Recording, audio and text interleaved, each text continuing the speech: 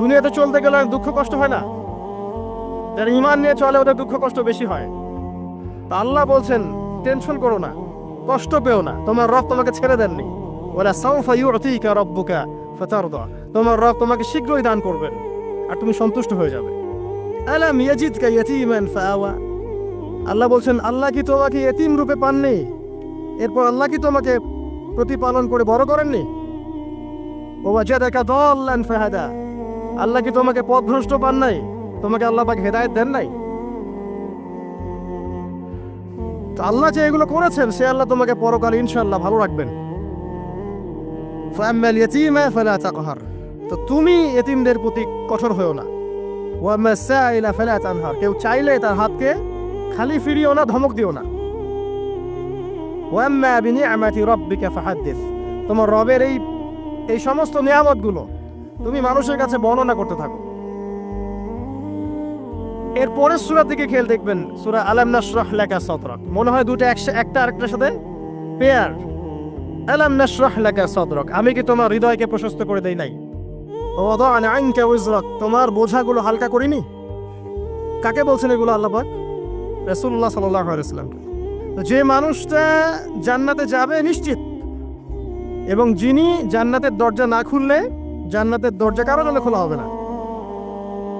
যে মানুষটা হচ্ছে ভদ্র, স্মার্ট, বিচক্ষণ, কোনো মানুষ পৃথিবীতে নাই। সকল ধর্মের মানুষ মানে এটা। কিছু আছে শয়তান, মানুষ টুপি শয়তান, এরা মানে না, বাট দেখবেন ম্যাক্সিমাম মানুষই মানে, হোক বা খ্রিস্টান বা হিন্দুইজম বা মুসলিমরা তো মানেই, সবাই মানে। এই মুহাম্মদ সাল্লাল্লাহু আলাইহি ওয়াসাল্লামের মতো স্মার্ট, বিচক্ষণ, ভদ্র, সুচরিত্রের মানুষ পৃথিবীতে কোনোদিন আসেও নি, আসবেও না।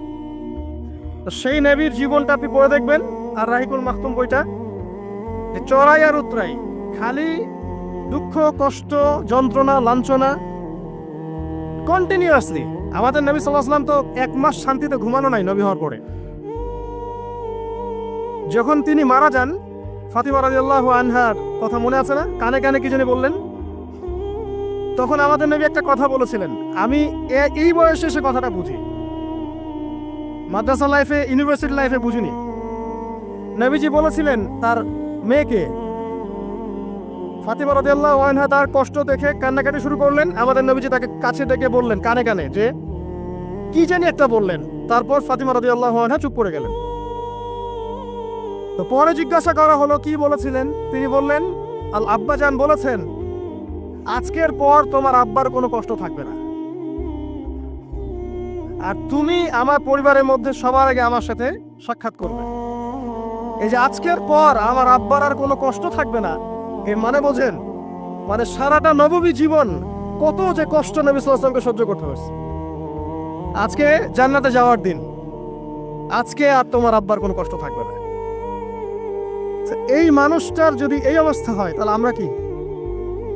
আল্লাহ পাক সেই মানুষটাকে এই সূরা দুটো শোনাচ্ছেন, আমি কি তোমাকে এতিম পাই নাই, তোমাকে পথভ্রষ্ট পাই নাই, হেদায়েত দেই নাই, ভরণ পোষণ করিনি, আমি আল্লাহ তোমাকে ছেড়ে দেই নাই, শীঘ্রই তোমাকে দান করব, হ্যাঁ, তোমার বোঝাকে আমি হালকা করিনি। ফাইন্না মাআল উসরি ইউসরা, ইন্না মাআল ইউসরি ইউসরা, কষ্টের সাথেই স্বস্তি আছে, নিশ্চয়ই কষ্টের সাথেই স্বস্তি আছে। ফাইদা ফারাগতা ফানসাব ওয়া ইলা রাব্বিকা ফারগাব, যখন তুমি অবসর পাবে তখন তোমার রবের দিকে একনিষ্ঠ হও। এটাই বলতে চাচ্ছি আমি আপনাদেরকে, যে আমাদের উচিত শুধু আল্লাহর দিকে একনিষ্ঠ হওয়া, দুনিয়াকে ভালো না বাসা, কিচ্ছু না দুনিয়াটা।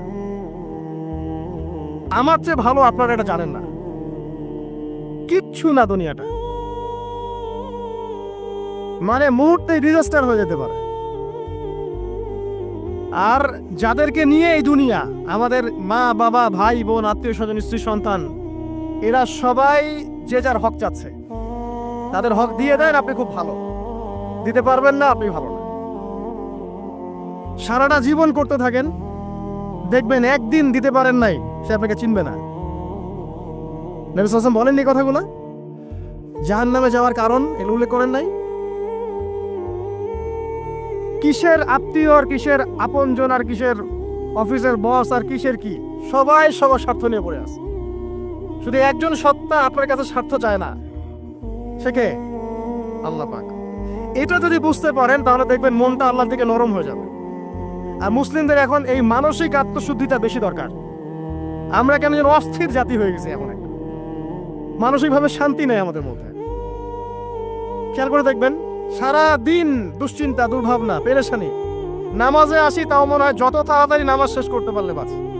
5 মিনিট 4 রাকাত নামাজ, আর ইমাম যদি ভুলে 10 মিনিট পড়ায় তো চাকরি নট। খতিব খুতবা দিবে 30 মিনিট ঘড়ি ধরে বলে দিবে, ভুলে যদি 10 মিনিট বেশি দিয়ে ফেলছে। আজকে আসছেন ভালো কথা, হাদিয়া নিয়ে যান, পরের দিন আর আসেন। অস্থির। অস্থিরতার কারণ দুনিয়ামুখিতা, আল্লাহ থেকে দূরে থাকা। অস্থিরতার কারণ কোরআন থেকে দূরে থাকা।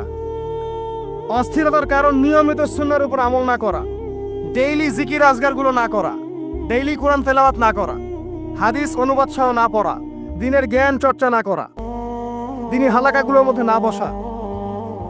অস্থিরতার অনেক কারণ, টাকা পয়সার পিছনে ছোটা, বাড়ি গাড়ি স্ট্যাটাসের পিছনে ছোটা, এবং এই লোভ, এই লালসা আপনাকে স্থির থাকতে দিবে না।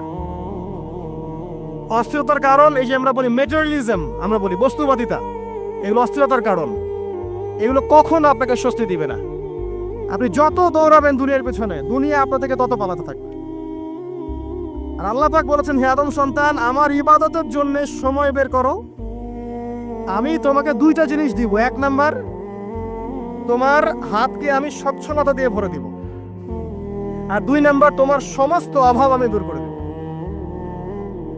যে ব্যক্তি আল্লাহর জন্য সময় দেয়, আল্লাহর জন্য বাঁচে, আল্লাহর জন্য মরে, সব কাজ আল্লাহর সন্তুষ্টির জন্য করে, দেখবেন ও মনের মধ্যে শান্তি আছে।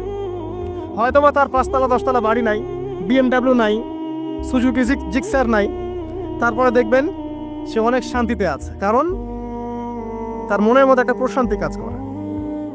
আর যে ব্যক্তির মধ্যে দেখবেন আল্লাহর কনসিয়াসনেস নাই, ইবাদত নাই, কোরআন সুন্নাহ এগুলো কিচ্ছু নাই, দুনিয়ার সব আছে, দেখবেন ব্যাংক ব্যালেন্স, টাকা পয়সা, মনে শান্তি নাই। এই মনের শান্তিটাকে উসমান রাদিয়াল্লাহু আনহু বলতেন যে আল গিনা, মানে ধনাঢ্য, ধনী বলি না আমরা, এটাই হচ্ছে ধন। আর আমি বারবার একটা কথা বলি যে এই দুনিয়াতে আল্লাহ ছাড়া আমাদের আপন বলে কেউ নাই। আপনি যাকে আপন মনে করেন না কেন, আমাদের সম্পর্ক আছে বাবার সাথে, মায়ের সাথে, স্ত্রী সন্তানদের সবার সাথে, আমাদের হক আছে, অধিকার আছে, সব ঠিক আছে। বিশ্বাস করেন আল্লাহ ছাড়া আপন বলে আপনার কেউ নাই। এই যে গার্লফ্রেন্ডকে আপন মনে হয়, এরা আপন না। স্ত্রী সন্তানদেরকে খুব আপন মনে হয়, আপনার মৃত্যুর পর 40 দিন সময় লাগবে না সব ভুলে যেতে। পিতা মাতা, ভাই বোন সবাইকে আপন মনে হচ্ছে। পিতা মাতার স্থান বাবা মার পরে, আল্লাহ রাসূলের পরে, সেটা ঠিক আছে, আপন আল্লাহ ছাড়া তারা নন। আপনি তাদের মনোপুতভাবে নিজে প্রতিষ্ঠিত হতে পারবেন না, তারা আপনাকে চিনবে না। বলো সারাটা জীবন তোর পিছনে এত টাকা ঢাললাম, কি করলি? কিছু করতে পারলি না। আবার এখন যারা পিতা মাতা হয়েছেন, সন্তান থেকে আপন মনে হচ্ছে, দেখবেন এই সন্তানকে আপনি আপনার মনোপুতভাবে সম্পত্তি দিতে পারবেন না, ভরণ পোষণ দিতে পারবেন না। এই সন্তান বড় হয়ে আপনাকে বৃদ্ধাশ্রমে পাঠিয়ে দিতে পারে, নাউজুবিল্লাহ। অথবা আপনার সাথে এই সন্তানই খারাপ ব্যবহার করবে। আপন মনে হচ্ছে? আল্লাহ ছাড়া কেউ আপন না। আল্লাহ ছাড়া আপন কেউ না, আর আল্লাহ ছাড়া সত্যিকার অর্থে আপনাকে আমাকে ভালো কেউ বাসে না। শুধু আল্লাহই আপনাকে ভালোবাসেন। এটা আপনারা হারে হারে উপলব্ধি করবেন যত দিন যাবে ইনশাআল্লাহ।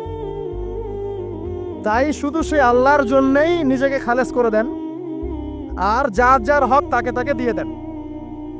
দুনিয়াতে শান্তিতে থাকার ফিলোসফি বলছি, philosophy of happiness in this হায়াতুদ দুনিয়া, সেটা হচ্ছে যার যার হক তাকে তাকে দিয়ে দেন, নিজের হক আল্লাহর কাছে চেয়ে নেন। আর দুনিয়াকে আপন মনে করবেন না, আল্লাহ ছাড়া কাউকে আপন মনে করবেন না, আপনি সুখে থাকবেন ইনশাআল্লাহ। দুনিয়ার দাসত্ব করবেন, আল্লাহ ছাড়া অন্য মানুষদেরকে আপন মনে করে নেবেন, দেখবেন আপনি পদে পদে কষ্ট পাবেন। কারো কাছে আশা করেন না, কষ্ট পাবেন না। আমি এই প্রসঙ্গে কথাগুলো বললাম যে দুনিয়াকে আপন মনে করতে নাই, আর আল্লাহকে আপন মনে করতে হয়। আল্লাহকে আপন মনে করলে তখন আমার উপর কিছু দায়িত্ব চলে আসে। কি দায়িত্ব? আল্লাহ আমাকে সৃষ্টি করেছেন, রিজিক দিয়েছেন, লালন পালন করছেন, বাঁচিয়ে রেখেছেন, তার হাতে আমার মৃত্যু, তার হাতে সবকিছু। তো এখন আল্লাহ পাকের জন্য নিজের জীবনটাকে খালেস করে নেওয়া, যেভাবে আল্লাহ পাক চলতে বলেছেন সেভাবে চলা, যেগুলোকে আল্লাহ পাক নিষেধ করেছেন বর্জন করা। আর রাসূলুল্লাহ সাল্লাল্লাহু আলাইহি ওয়াসাল্লামের সুন্নাহ আল্লাহ পাক রেখে দিয়েছেন আমাদের সামনে। এই সুন্নাহগুলো যদি আমরা অনুসরণ করতে পারি, ইনশাআল্লাহ এই দুনিয়াতে কিছু পাই বা না পাই, ইনশাআল্লাহ পরকালে আপনি আল্লাহর ক্ষমা পাবেন ইনশাআল্লাহ তাআলা। কোরআনের সূরাগুলার অর্থ সব খুতবায় বলা যায় না, সময় সংকুলন হয় না। এত চমৎকার ওয়াদ-দুহা সূরা আছে না, শপথ দ্বিপ্রহরের, ওয়াল-লাইলি ইযা সাজা, শপথ রাতের যখন সেটা আচ্ছাদিত হয়। মা ওয়াদ্দাআকা রাব্বুকা ওয়া মা ক্বালা, আল্লাহ কত মায়া দিয়ে তার নবীকে বলছেন যে তোমার আল্লাহ তোমাকে ছেড়েও দেন নাই, তোমার আল্লাহ তোমাকে ছেড়ে দেন নাই। ওয়ালা সাওফা ইউতিকা রাব্বুকা ফাতারদা, শীঘ্রই তোমার রব তোমাকে দান করবেন এবং তুমি সন্তুষ্ট হয়ে যাও। ওমর রাদিয়াল্লাহু আনহু বলছেন, আমরা এভাবেই একদিন মসজিদে বসেছিলাম, হাত্তা তালা আলাইনা রাজুলুন, এমনকি আমাদের ভিতর দিয়ে একজন ব্যক্তি প্রবেশ করলো, একজন ব্যক্তি প্রবেশ করলো। আমি যে হাদিসটা বলছি এটা হচ্ছে হাদিসে জিবরিল, এবং মুফাসসিরিন মুহাদ্দিস উভয়ই তারা বলে থাকেন এই হাদিসটা হচ্ছে উম্মাহাতুল হাদিস, হাদিসের মা বা জননী। ইসলামের সবকিছু এখানে পাবেন ইনশাআল্লাহু আযজা ওয়া জাল্লা। হাত্তা তালা আলাইনা রাজুলুন, এমনকি একজন ব্যক্তি প্রবেশ করলেন, শাদীদুল বায়াদি সিয়াব, তার কাপড়টা ছিল অত্যন্ত চকচকা ধবধবে সাদা, ওয়া শাদীদুস সাওয়াদিশ শার, এবং তার চুলগুলো ছিল প্রচন্ড কালো, কুচকুচে কালো, অনেকটা আমাদের এই ভাইয়ের মতো। তো এখান থেকে বুঝতে পারলাম যে টিপটাপ পরিপাটি থাকা, উত্তম পোশাক পরা, সুন্দর স্মার্ট থাকা ইসলামের সুন্নাহ। আর আমরা খেয়াল করলে দেখবেন সবচাইতে খারাপ কাপড়টা পরে মসজিদে আসে, আর সেই ব্যক্তি মসজিদে আসলেন সবচেয়ে সুন্দর কাপড়টা পরে, তার সামর্থ্য অনুযায়ী সবচেয়ে সেরাটা, কারণ আমরা এখানে আল্লাহর সাথে দেখা করতে এসেছি। আর স্মার্ট থাকার জন্য রাসূলুল্লাহ সাল্লাল্লাহু আলাইহি ওয়াসাল্লামের যে স্মার্ট কোনো সুন্নাহ নাই। তিনি ছিলেন এই পৃথিবীর সবচেয়ে বিচক্ষণ, প্রজ্ঞাবান, handsome, smart people, smart human being people না, তাই না? তার চেহারার চেয়ে সুন্দর চেহারা কারো আছে? তার চেহারার চেয়ে সুন্দর চেহারা, তার চোখের চেয়ে সুন্দর চোখ, তার চেয়ে সুন্দর করে কথা বলা, তার চেয়ে সুন্দর শারীরিক গঠন, তার চেয়ে সুন্দর গায়ের গন্ধ, তার চেয়ে সুন্দর করে হাঁটা, মানুষের সাথে মেশা, ইবাদত করা, আমল করা, আল্লাহর জন্য সেজদা করা, কান্নাকাটি করা, যত কাজ নবী সাল্লাল্লাহু আলাইহি ওয়াসাল্লাম করতেন তার চেয়ে সুন্দর করে কেউ করতে পারবে? তো আজকের যুব সমাজ নবী সাল্লাল্লাহু আলাইহি ওয়াসাল্লামের আদর্শ বাদ দিয়ে অন্যান্য পশ্চিমা আদর্শ গ্রহণ করেছে, অথচ তারা বুঝতে পারে নাই সবচাইতে স্মার্ট পিপল হচ্ছেন, হিউম্যান বিং হচ্ছেন on the face of the earth রাসূলুল্লাহ সাল্লাল্লাহু আলাইহি ওয়াসাল্লাম। তো আমরা সবাই তার সুন্নাহ ফলো করতে পারি না? এই ব্যক্তি যখন মসজিদে আসলেন তার গায়ে ধবধবা সাদা পোশাক ছিল, আর সাদা পোশাক পরা নবী সাল্লাল্লাহু আলাইহি ওয়াসাল্লামের সুন্নাহ, তিনি এটা পছন্দ করতেন। চুল ছিল কালো, লা ইউরা আলাইহি আসারুস সাফার, তাকে দেখে মনে হচ্ছিল না যে সে সফর করে এসেছে, মানে কোনো ক্লান্তি নাই তার মধ্যে। আমরা মসজিদে আসলে ক্লান্ত হয়ে যাই, সমস্ত কাজকর্ম শেষ করে ক্লান্ত হয়ে মসজিদে আসি, আর তাদের সুন্নাহ ছিল তারা মসজিদে আসলে প্রাণ ফিরে পেতেন, আর আমরা মসজিদে আসলে ঘুমাই। এই যে আমি খুতবা দিচ্ছি, দেখবেন অনেকে ঘুমাবে। একটা আমল বলে দেই, যদি জুমার দিনে মসজিদে এসে ঘুম ঘুম লাগে তাহলে জায়গা চেঞ্জ করবেন, আপনি সরে যাবেন আরেক জায়গায়, আরেক ভাইকে ওই জায়গা দিবেন, দেখবেন ঘুম চলে যাবে ইনশাআল্লাহ। আর একটা দোয়া পড়বেন, আউযু বিকালিমাতিল্লাহি তাম্মাতি মিন শাররি মা খালাক, এই দোয়াটা পড়বেন, আউযু বিকালিমাতিল্লাহি তাম্মাতি মিন শাররি মা খালাক। লা ইউরা আলাইহি আসারুস সাফার, তাকে দেখে মনে হচ্ছিল না সে সফর করে এসেছে। ওয়ালা ইয়ারিফুহু মিন্না আহাদ, এবং তাকে আমাদের এই মদিনার কেউই চিনে না, আননোন একটা ফেস, অপরিচিত মানুষ, মনে হচ্ছে আকাশ থেকে টুক করে পড়েছে। এই কথাগুলো কে বলছেন? ওমর রাদিয়াল্লাহু তাআলা। ওমর রাদিয়াল্লাহু আনহু খুবই বিচক্ষণ সাহাবী এবং খুবই দূরদর্শিতা সম্পন্ন, সূক্ষ্মদর্শী। এবার সেই ব্যক্তি হাত্তা জালাসা মা'আন নবী সাল্লাল্লাহু আলাইহি ওয়াসাল্লাম, এমনকি সে এসে নবী সাল্লাল্লাহু আলাইহি ওয়াসাল্লামের সাথে বসে পড়লো। কিভাবে বসলো? ফাআসনাদা রুকবাতাইহি ইলা রুকবাতাইহি, তার এই যে দুই হাঁটু তাশাহুদের সময় আমরা যেমন করে বসি এইভাবে হাঁটুর সাথে হাঁটু লাগিয়ে বসলেন। ওয়াদা কাফাইহি আলা ফাখিজাইহি, এবং তার দুই হাত এটা নবী সাল্লাল্লাহু আলাইহি ওয়াসাল্লামের রান উরু এর উপরে রাখলেন। চিন্তা করেন, দৃশ্যটা চিন্তা করেন। তো এই ব্যক্তি কিছু জানতে এসেছে, তো টিচারের কাছে ওস্তাদের কাছে এই যে শিক্ষার্থী যাচ্ছেন, তালেবে ইলম ওস্তাদের কাছে যাচ্ছেন, আদবটা খেয়াল করেছেন? ওই জায়গায় আমাদের জেনারেশনে কেউ থাকলে কি বলতো বলেন তো? হুজুর একটু তাকান এদিকে, এটাই বলতো। মুসাফা করে হুজুর একটু দোয়া করে নেওয়ার জন্য একটু তাকান, হুজুর একটা ছবি নেব খালি। এই ব্যক্তি এই কাজ করলো না। ওস্তাদের সাথে কিছু জানতে আসলে, কাছে কিছু জানতে আসলে দিনের ব্যাপারে আদব রক্ষা করতে হয়, না হলে জ্ঞান পাওয়া যাবে না। আর জ্ঞান পেলেও দেখবেন সেটার উপর আমল করার সৌভাগ্য হচ্ছে না, জ্ঞান ভুলে যাবে না। খুব সেন্সিটিভ বিষয়গুলা। আবু হানিফা রাহিমাহুল্লাহ যখন তার এই যে মজলিস বসাতেন, তখন বাছাই করে করে বসাতেন যে কাকে জ্ঞান বিতরণ করলে আমার কল্যাণ আছে। একটা হাদিস আছে, ফয়জুল কালাম বইয়ের মধ্যে পাবেন, যে আব্দুল্লাহ ইবনে মাসউদ রাদিয়াল্লাহু আনহু তিনি বর্ণনা করেছেন যে যদি আলেম উলামায়ে কেরাম যদি সঠিক পাত্রে জ্ঞান বিতরণ করতেন, তাহলে উলামায়ে কেরাম হতেন পৃথিবীর বুকে সবচেয়ে সম্মানিত এবং তারা নেতৃত্ব দিতেন। কিন্তু তারা ভুল পাত্রে জ্ঞান বিতরণ করেছে, দুনিয়াদারদের কাছে জ্ঞান বিতরণ করেছে। এই জন্য আল্লাহ পাক এই জমিনবাসীর কাছে তাদের মর্যাদা কমিয়ে দিয়েছে। তো সঠিক পাত্রে জ্ঞান বিতরণ, ওস্তাদের সাথে ছাত্রের যে আদব এটা রক্ষা করতে হবে, না হলে জ্ঞান অর্জন করা যায় না এবং জ্ঞান কাজেও আসবে না। এবার এই ব্যক্তি জিজ্ঞাসা করছেন, ফাকাল ইয়া মুহাম্মদ, হে মুহাম্মদ সাল্লাল্লাহু আলাইহি ওয়াসাল্লাম, আখবিরনি আনিল ইসলাম, আমাকে ইসলাম সম্পর্কে বলুন। নবী সাল্লাল্লাহু আলাইহি ওয়াসাল্লাম বলছেন, আল ইসলাম, ইসলাম হচ্ছে আন তাশহাদা আল্লা ইলাহা ইল্লাল্লাহ, তুমি সাক্ষ্য দিবে যে আল্লাহ ছাড়া কোনো ইলাহ নেই, ওয়া আন্না মুহাম্মাদান রাসূলুল্লাহ, মুহাম্মদ সাল্লাল্লাহু আলাইহি ওয়াসাল্লাম আল্লাহর রাসূল। কোন বর্ণনায় এসেছে আল্লাহর বান্দা এবং রাসূল। তারপরে ওয়া আন তুকিমাস সালাহ, এবং তুমি সালাত কায়েম করবে, ওয়া আন তুতিয়াজ যাকাত, এবং যাকাত প্রদান করবে, ওয়া তাসুমা রমাদান, রমাদান মাসে সাওম পালন করবে, ওয়া তাহুজ্জাল বাইত ইন ইসতাতা'তা ইলাইহি সাবিলা, যদি সামর্থ্য হয় তাহলে আল্লাহর পথে হজ করবে। এই পাঁচটা হচ্ছে ইসলামের পিলার। আল্লাহ পাক সূরা আলে ইমরানে বলেছেন না, ইন্নাদ দীনা ইনদাল্লাহিল ইসলাম, আল্লাহর কাছে একমাত্র জীবন ব্যবস্থা গ্রহণীয় সেটা কি? ইসলাম। কবরে গেলে প্রশ্ন হবে মা দীনুক, দীনিয়াল ইসলাম। তো মাল ইসলাম, ইসলাম কি?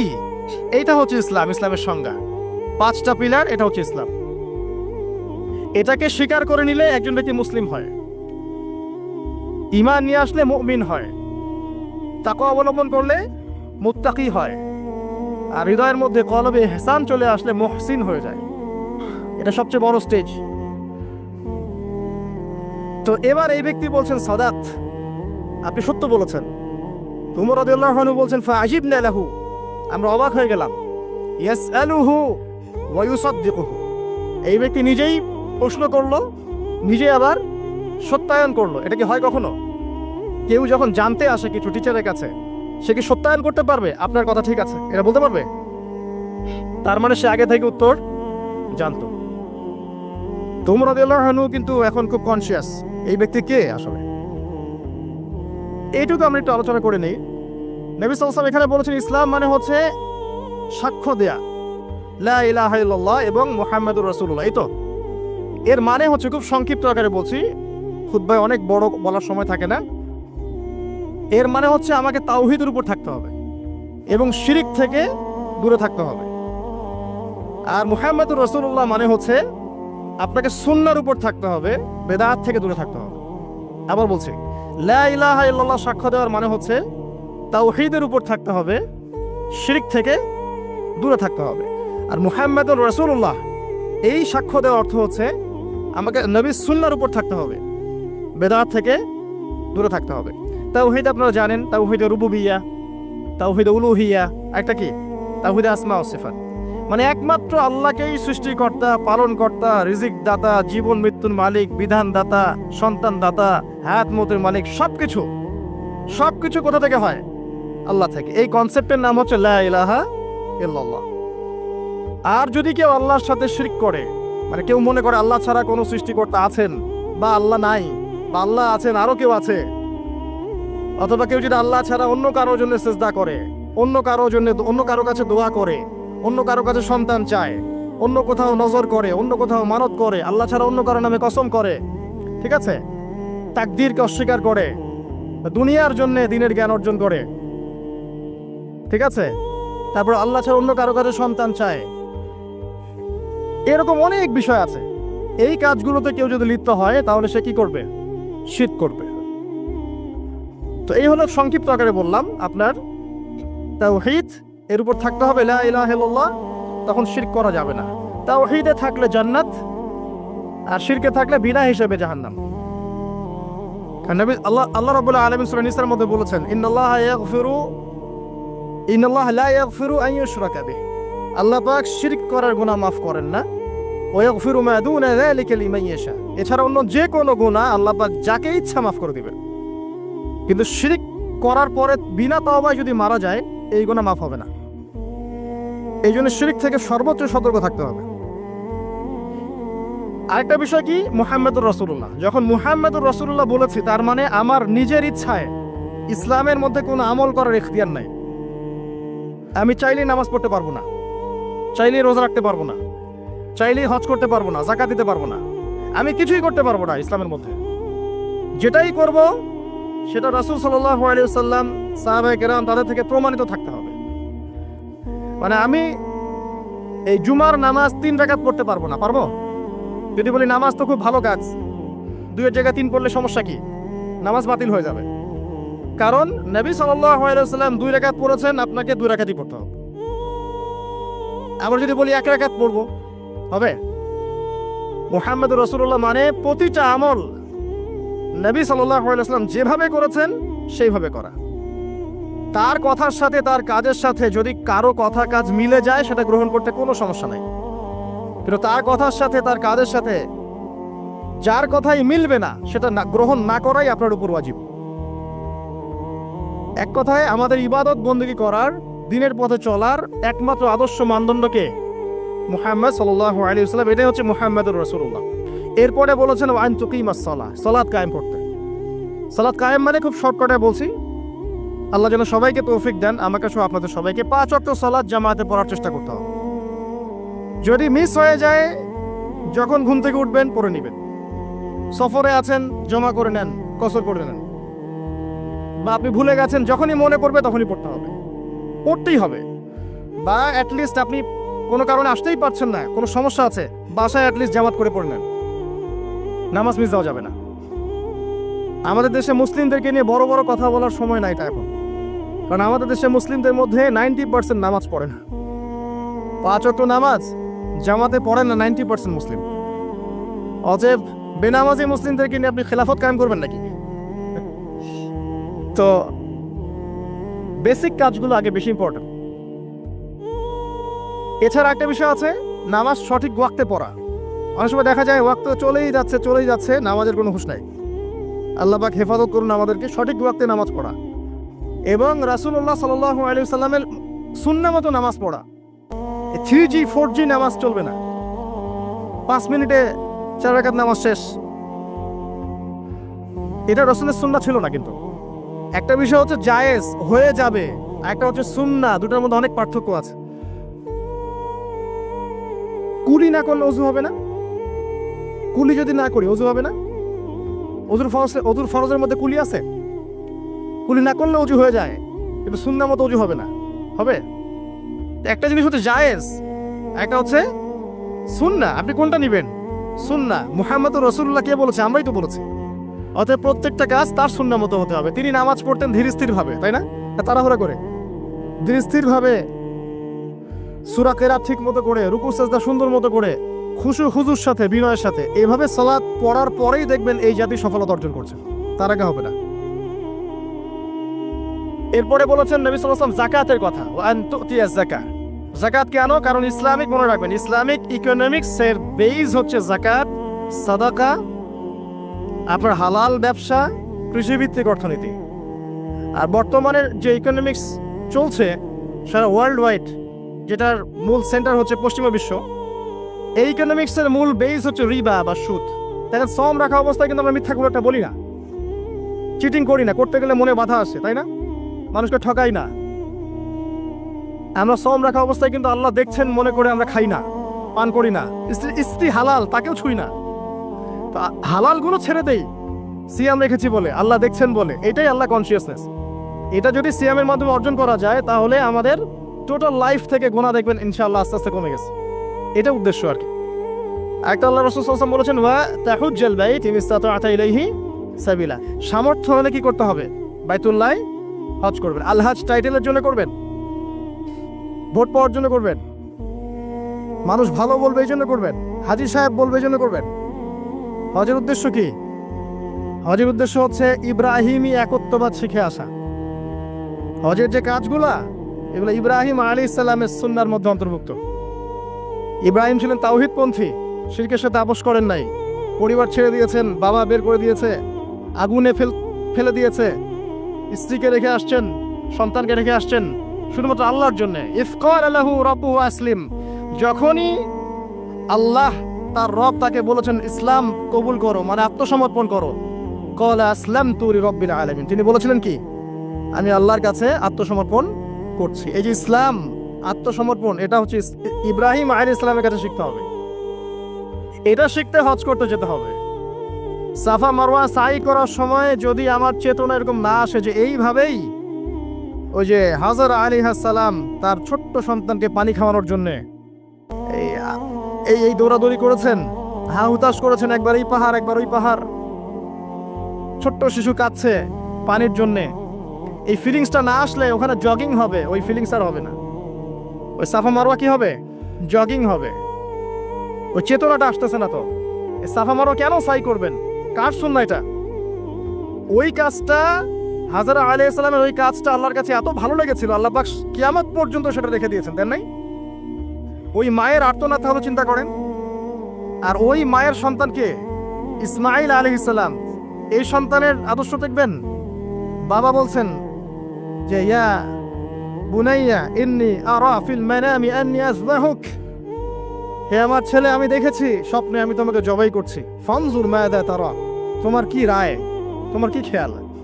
ক্বালা ইয়া আবাতি, বললেন হে আমার বাবা, ইফআল মা তুমার, আপনাকে যে আদেশ করা হয়েছে আপনি তাই করুন।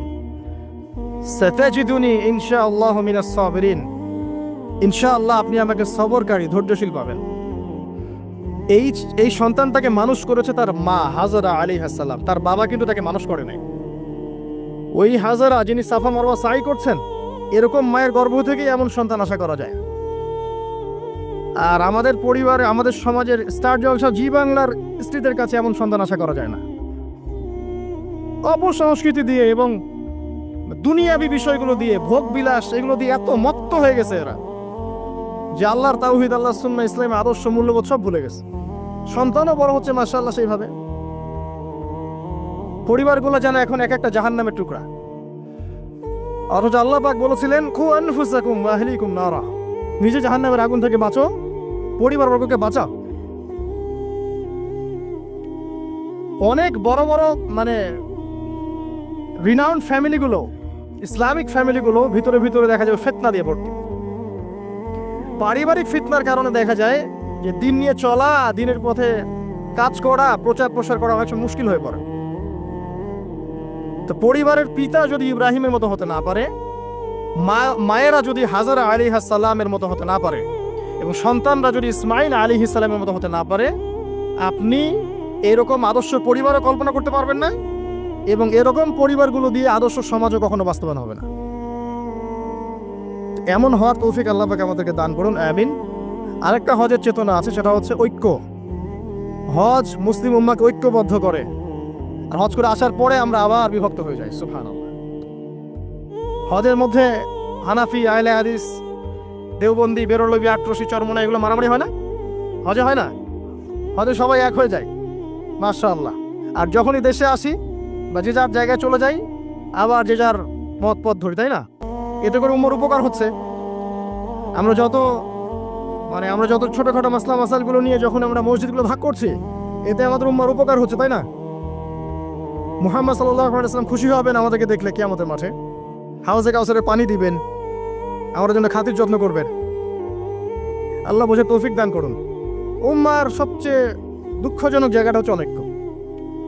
মনে অনৈক্য কিন্তু বাইরে না, হৃদয়ে অনৈক্য, হিংসা, বিদ্বেষ, গীবত, তহমত এবং পরশ্রী কাতরতা এগুলোতে ভরে গেছে হৃদয়টা। এই কলিজাগুলো যদি আল্লাহ পাক দেখাতে পারতেন সমাজে তুলে, দুর্গন্ধে কেউ ধার কাছে যেতে পারতো না। এই কলিজাগুলো যদি আল্লাহ পাক বের করে দেখাতেন সমাজে, এই দেখো অমুকের কলিজা এমন, দুর্গন্ধে কেউ ধার কাছে যেতে পারতো না। আত্মশুদ্ধি অর্জন করা ব্যতীত ইসলামের অন্যান্য আমলগুলো অন্তঃসার শূন্য। আল্লাহ পাক বোঝার তৌফিক দান করুন, আমিন। এবার এই ব্যক্তি দ্বিতীয় প্রশ্ন করেছে, ইয়া মুহাম্মদ আখবিরনি আনিল ঈমান, আমাকে বলুন ঈমান কাকে বলে? নবী সাল্লাল্লাহু আলাইহি ওয়াসাল্লাম বলেছেন, আল ঈমান হচ্ছে আন তুমিনা বিল্লাহ, তুমি আল্লাহর প্রতি বিশ্বাস করবে, এক নাম্বার। ওয়া মালাইকাতিহি, তার ফেরেশতাগণের প্রতি বিশ্বাস করবে। ওয়া কুতুবিহি, তার কিতাব সমূহের প্রতি। ওয়া রুসুলিহি, তার রাসূলগণের প্রতি। ওয়াল ইয়াউমিল আখির, পরকালের প্রতি। ওয়াল কদরি খায়রিহি ওয়া শাররিহি, তাকদীরের ভালো মন্দের প্রতি। আল্লাহর প্রতি ঈমান তো বোঝেন, যেটা বললাম তাওহীদ, ওইটাই আল্লাহর প্রতি ঈমান। দুই নাম্বার হচ্ছে মালায়েকা, ফেরেশতাদের প্রতি বিশ্বাস করেন তো? সবাই বিশ্বাস করে না। এখনকার জেনারেশনে মানুষ এলিয়েনে বিশ্বাস করে, ফেরেশতায় বিশ্বাস করে না। বাসা থেকে যখন বের হয়েছেন, বিসমিল্লাহি তাওয়াক্কালতু আলাল্লাহ লা হাওলা ওয়ালা কুওয়াতা ইল্লা বিল্লাহ, সাথে সাথে ফেরেশতা আপনার সাথে চলে আসছে। রাত্রেবেলা যখন ঘুমানোর সময় পড়েছেন আল্লাহু লা ইলাহা ইল্লা হুয়াল হাইয়ুল কাইয়ুম, এখান থেকে শেষ পর্যন্ত আয়াতুল কুরসি, একজন ফেরেশতা আল্লাহর পক্ষ থেকে আপনাকে পাহারা দিয়েছে। আপনার ডানে বামে দুজন ফেরেশতা আছেন, কিরামান কাতিবিন ইয়ালামুনা মা তাফআলুন। কবরে ফেরেশতা আসবে, মৃত্যুর সময় ফেরেশতা আসবে। আল্লাহ রাসূল সাল্লাল্লাহু আলাইহি ওয়াসাল্লাম যখন মেরাজে গিয়েছেন, বাইতুল মামুরে ফেরেশতা দেখেছেন, তার কাছে জিবরাইল আলাইহিস সালাম আসতেন, ওহী নিয়ে এসেছেন। ফেরেশতা তার কাছে, এই ফেরেশতার 600-র মতো পাখা ছিল। আল্লাহ পাকের এমন ফেরেশতা আছেন যার একটা ফুৎকারে এই মহাবিশ্ব ধ্বংস হয়ে যাবে অচিরেই।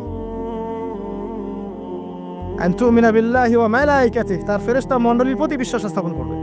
এই মসজিদের 4-5 ফেরেশতা ঘিরে রাখছেন, এই ঈমান রাখতে হবে। আপনি দেখতে পারবেন না, সবকিছু বাহ্যিক দৃষ্টিতে দেখা যায় না। এটা সায়েন্স বিশ্বাস করুক আর না করুক, ফেরেশতার অস্তিত্ব অবশ্যই আছে। বিশ্বাস না করলে ঈমান থাকবে না।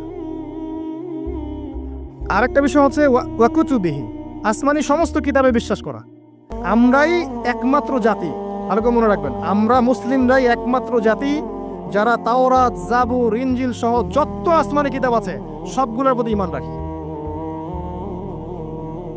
এরা কি কোরআনে বিশ্বাস করে? নাসারারা কি কোরআনে বিশ্বাস করে?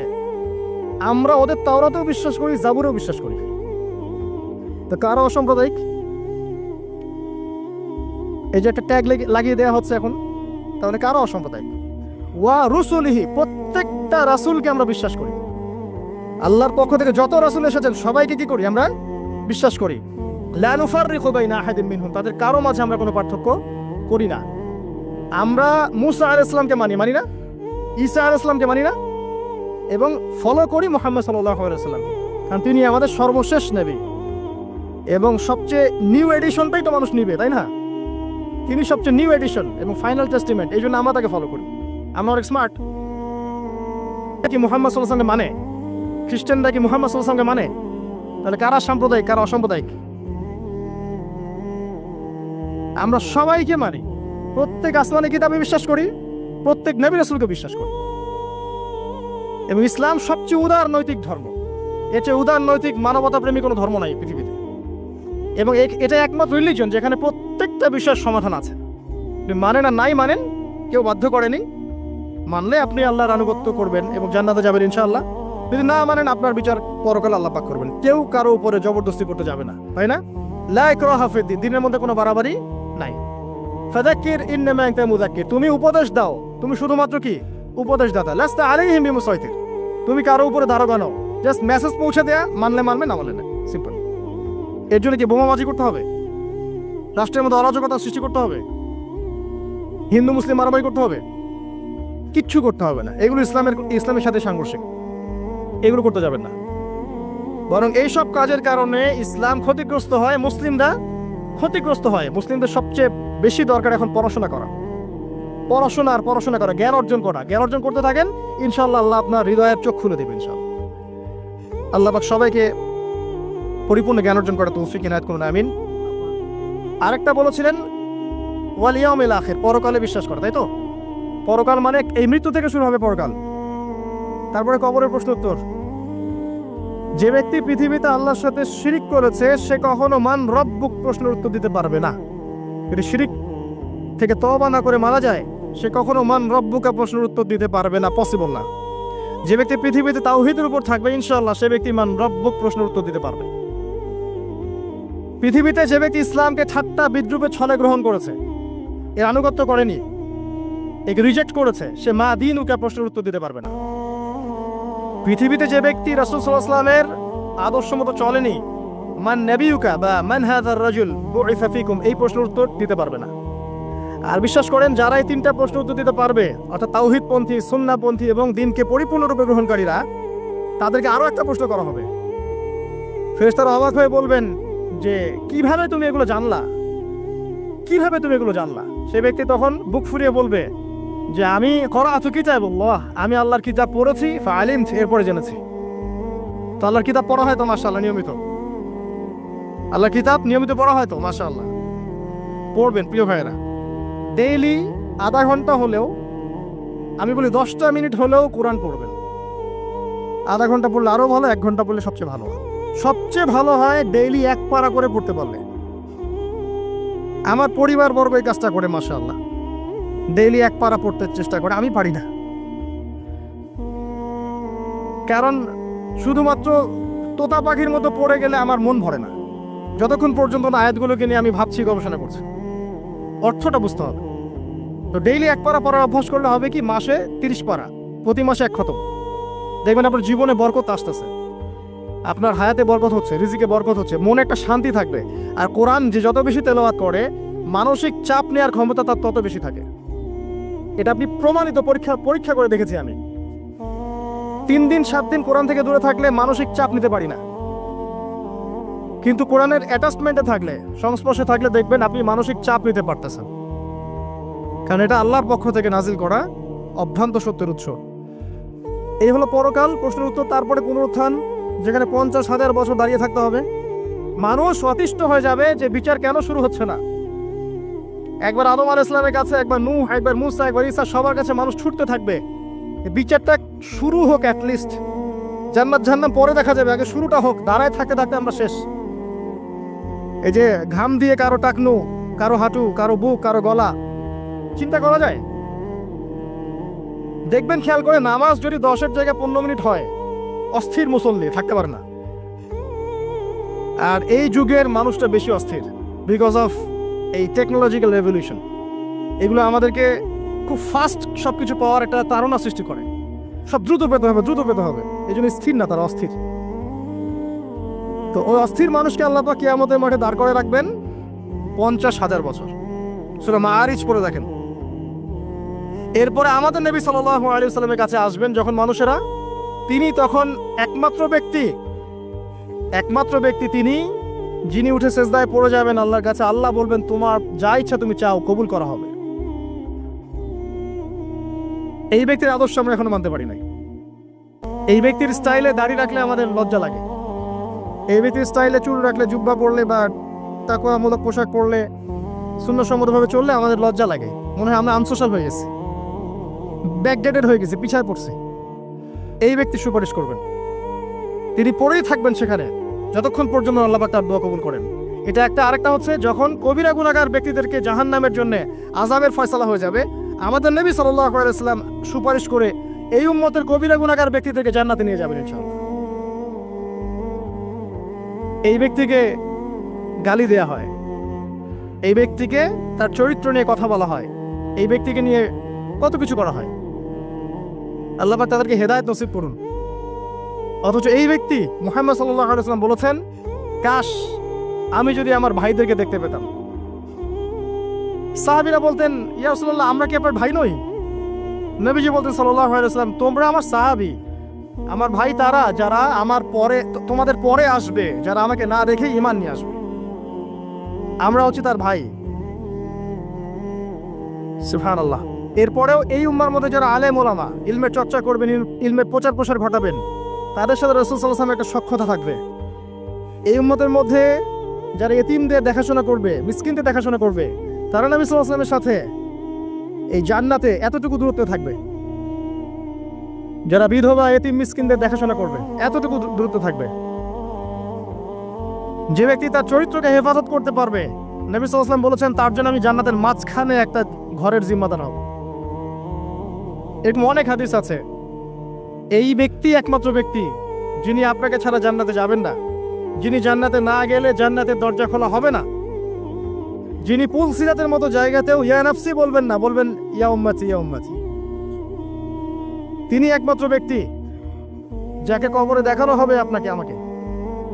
তিনি একমাত্র ব্যক্তি যিনি অঝর নয়নে আমার জন্য কেঁদেছেন রাতের বেলা আল্লাহর কাছে, যিনি হাউজে কাউসারে থাকবেন আমাদের জন্য, যাতে আমরা পানি পান করতে পারি।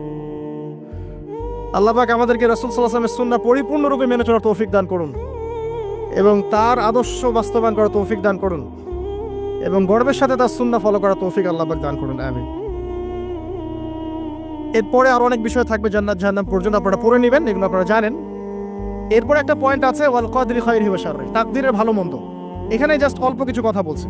কিছু কিছু বিষয় আছে তাকদীরে যেগুলো কনস্ট্যান্ট ফিক্স, এগুলো কখনো পরিবর্তন হবে না। যেমন জীবন, আপনার মৃত্যু, আপনার হায়াত ইত্যাদি ইত্যাদি। কিছু বিষয় আছে যেগুলো ঝুলন্ত, মুআল্লাকা, এগুলো ভালো কাজ দিয়ে পরিবর্তন হয়, দোয়া দিয়ে পরিবর্তন হয়, নেকির কাজ দিয়ে, তাকওয়া দিয়ে পরিবর্তন হয়। যেমন কেউ যদি আত্মীয়তার সম্পর্ক বজায় রাখে, তার রিজিক বাড়বে, তার হায়াতে বরকত হবে। এই যে কোরআনের কথা বললাম, কেউ যদি কোরআন বেশি বেশি তেলাওয়াত করে, কোরআন নিয়ে বেশি বেশি গবেষণা করে, তার হায়াতে রিজিকে বারকা আসবে। কেউ যদি প্রতিবেশীর খোঁজ খবর নেয়, পিতা মাতার সেবা করে, মা না থাকলে খালার সেবা করে, তারও বারাকা আসবে। কেউ যদি বেশি বেশি দোয়া করতে থাকে, আল্লাহর কাছে প্রচুর দোয়া করে, খালি দোয়া আর দোয়ার উপর থাকে, দেখবেন ও বিপদ আপদে কম পড়বে। আর বিপদ আপদ আসলেও দেখবেন আল্লাহ পাক গায়েবী মাদাতে দেখবেন কোনো না কোনো ভাবে তাকে সেভ করে ফেলছে। কারণ দোয়া দিয়ে তাকদীর পরিবর্তন হতে পারে। আর কিছু বিষয় কনস্ট্যান্ট, এগুলো পরিবর্তন হবে না। এখানে কিছু মানুষ বলেছে তাকদীর বলতে কিচ্ছু নাই, মানুষ যা করবে তাই পাবে।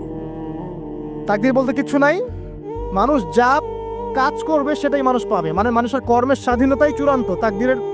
তাকদীর বলতে আসলে কিছু নাই। এদেরকে বলা হয় কাদারিয়া। কি বলা হয়? কাদারিয়া। নবীজি বলেছেন, এরা যদি মারা যায় জানা যায় যাবে না, এরা যদি অসুস্থ হয় দেখতেও যাবে না। এরা হচ্ছে এই উম্মতের মাজুস, অগ্নি পূজারী। এরকম মানুষ আছে তো আমাদের মধ্যে, তাকদীরে বিশ্বাস করে না, মানুষের কর্ম যা তাই হবে। এরা দলিলও আছে আবার কোরআনে, ওয়ালাইসা লিল ইনসানি ইল্লা মা সাআ, মানুষ তার চেষ্টার বাইরে কিছু পাবে না। এটা হচ্ছে গরুর লেজ ছাগলের পিছনে লাগানো, আর ছাগলের লেজ গরুর পিছনে লাগানো, বাতিল কিয়াস, ইবলিসের মতো। আর একদল আছে যারা মনে করে কর্মের স্বাধীনতা বলতে কিচ্ছু নাই, তাকদীরই সব, যা আছে ভাগ্যে তাই হবে। আমার কাজের কোনো স্বাধীনতা নাই, আল্লাহ চাইলে ভালো করতে পারবো, না চাইলে পারবো না। চুরি করছি কেন? আল্লাহ তাকদীরে লিখছিলেন তাই চুরি করছি। জেনা করলাম কেন? ঘুষ খাইলাম কেন? দুর্নীতি কেন করে? আল্লাহ লিখছেন তাকদীরে তাই, আমার তো কিছু করার নাই। ওমর রাদিয়াল্লাহু আনহুর কাছে এরকম একজন ব্যক্তি আসছিলেন, একদিন বলছিলাম আমি, এসে বলছে, আমি তো চুরি করি নাই, আল্লাহ তাকদীরে লিখছেন তাই আমি চোর হয়েছি। ইবনুল খাত্তাব তিনি বললেন যে ঠিক আছে, কোনো সমস্যা নাই, যে আল্লাহ তোমার তাকদীরে লিখেছেন তুমি চুরি করবা, সে আল্লাহ আমার তাকদীরে লিখেছেন আমি তোমার হাত কেটে ফেলবো। এই আর কি। এদেরকে বলা হয় আবার জাবারিয়া। এদের নাম কি? জাবারিয়া। এদেরও দলিল আছে, আম লিল ইনসানি মা তামান্না ফালিল্লাহিল আখিরাতু ওয়াল উলা, মানুষ যা চায় তাই কি সে পাবে? আল্লাহর হাতেই সমস্ত ক্ষমতা। মানে এরা হয়েছে কি, দুজন দুই দুয়ারে চলে গেছে। এর মাঝখানে ব্যালেন্সটা কি? তাকদীর আল্লাহর হাতে। আল্লাহ পাক তাকদীর লিখেছেন আসমান জমিন সৃষ্টির 50,000 বছর আগে, এরপরে আবার মায়ের গর্ভে যখন রূহ আসে তখনও, তারপরে লাইলাতুল কদরে তাকদির আবার বাজেট পেশ করা হয়। কিছু বিষয়ে কনস্ট্যান্ট আর কিছু বিষয় আছে মুআল্লাকা, কাজের মাধ্যমে আপনি পরিবর্তন করতে পারবেন। আর নবী সাল্লাল্লাহু আলাইহি ওয়াসাল্লাম বলেছেন সাহাবীদেরকে যে মানুষকে যে ফলাফলের জন্য সৃষ্টি করা হয়েছে পৃথিবীতে তার কাজ সেরকমই হবে। মানে যাকে আল্লাহ পাক জান্নাতের জন্য সৃষ্টি করেছেন পৃথিবীতে সে সেরকমই কাজ করতে থাকবে। যাকে আল্লাহ পাক জাহান্নামের জন্য সৃষ্টি করেছেন বা যার তাকদীরে লেখা আছে সে জাহান্নামে যাবে, পৃথিবীতে তার কাজও তেমনই হবে। সূরা লাইলের মধ্যে দলিল আছে। এই 6টা বিষয় হচ্ছে ইমানের পিলার, মনে থাকবে ইনশাআল্লাহ। আল্লাহর প্রতি বিশ্বাস, মালায়েকা, কুতুবিহি ওয়া রুসুলিহি ওয়াল ইয়াউমিল আখির ওয়াল কদরি খায়রি ওয়া শাররি। এই 6টা পিলারকে মনে বিশ্বাস করা, মুখে স্বীকার করা আর কাজে বাস্তবায়ন করার নাম হচ্ছে ঈমান। মনে থাকবে ইনশাআল্লাহ। মনে বিশ্বাস, মুখে স্বীকার আর কাজে বাস্তবায়নের নাম কি? ঈমান। শুধু মনে বিশ্বাস করি, কাজ নাই, ঈমান আছে? ঈমান আছে, নামাজ পড়ি না, চলবে? চলবে না। এখানে 2টা দল আছে, ভালো করে বোঝেন এই জায়গাটা। এক দল হচ্ছে মনে করে জাস্ট মুখে লা ইলাহা ইল্লাল্লাহ একবার বললেই জান্নাত। কথা বুঝতে পারছেন? এদেরকে বলা হয় মুরজিয়া। কি বলা হয়? মুরজিয়া, মানে শৈথিল্যবাদী। আরেক দল আছে যারা মনে করে মানুষ কবিরা গুনাহ করলেই কাফের হয়ে যায়, এদেরকে বলা হয় খারেজি। কি বলা হয়? খারেজি। পৃথিবীতে যত দেশে দেশে এই যে জঙ্গিবাদ ছড়িয়ে পড়েছে এর মূল আকীদা হচ্ছে এই যে খারেজি আকীদা, যারা মনে করে যে কেউ যদি কবিরা গুনাহ করে কাফের হয়ে যাবে, অতএব তাকে মারা জায়েজ আছে। এই জন্য তাকে মারা, তার রক্তকে হালাল মনে করা, তার সম্পদ লুটে নেওয়া, এগুলো ওরা জায়েজ মনে করে, নেকির কাজ মনে করে। এটা খারেজি আকীদা। আর মাঝখানের আকীদা হচ্ছে আহলে সুন্নাহ ওয়াল জামায়াতের আকীদা। সেটা হচ্ছে মনে বিশ্বাস, মুখে স্বীকৃতি, ঠিক আছে, এটা বেস। আর কাজ হচ্ছে ফুরুর বা শাখা। কাজ করতে গিয়ে কারো ভুল ত্রুটি ভালো মন্দ হতে পারে। যদি কেউ কবিরা গুনাহ করে ফেলে তার জন্য তওবার দরজা খোলা আছে, সে কাফের হয়ে যাবে না, হায়েস্ট সে বরং ফাসেক বা জালেম হতে পারে। এই অবস্থায় মারা গেলে আল্লাহ তার বিচার করবে। এই হচ্ছে আহলে সুন্নাহ ওয়াল জামায়াতের আকীদা। এরপরে ওই ব্যক্তি বলেন আপনি সত্য বলেছেন। আবার প্রশ্ন করলেন মাল আখবিরনি আনিল ইহসান, ইহসান কাকে বলে? নবীজি উত্তর দিলেন আল ইহসান আন তা'বুদাল্লাহা কাআন্নাকা তারাহ। তিনি বললেন ইহসান হচ্ছে তুমি এমন ভাবে আল্লাহর ইবাদত করবে যেন তুমি আল্লাহকে দেখতে পারছো। ওয়া ইল্লাম তাকুন তারা ফাইন্নাহু ইয়ারাক।